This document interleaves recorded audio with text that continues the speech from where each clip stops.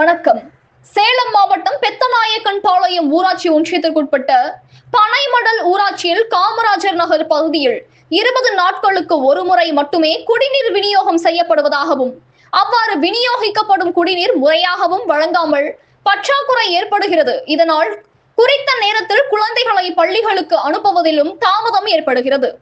வேலைக்கு செல்லும் ஆண்கள் மற்றும் பெண்கள் சரியான நேரத்திற்கு தங்களது பணிக்கு செல்ல முடியாமல் தவித்து வரும் நிலையில் இது குறித்து ஊராட்சி செயலர் மற்றும் ஊராட்சி ஒன்றிய அதிகாரிகளிடம் பலமுறை தகவல் தெரிவித்தும் மனு கொடுத்தும் குடிநீர் பற்றாக்குறையை தீர்க்க எந்த ஒரு நடவடிக்கையும் எடுக்காமல் காலம் தாழ்த்தி வருவதை கண்டித்து இன்று காமராஜர் நகர் பகுதியைச் சேர்ந்த பொதுமக்கள் சாலை மறியலில் ஈடுபட்டனர்.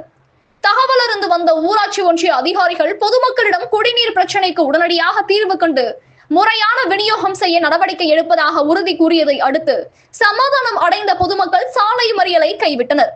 கனவு தமிழகம் செய்திகளுக்காக சேலம் மாவட்ட செய்தியாளர் எஸ் கலியன். செய்திகள் வாசிப்பவர் ஸ்னேகா பொன்வாலி.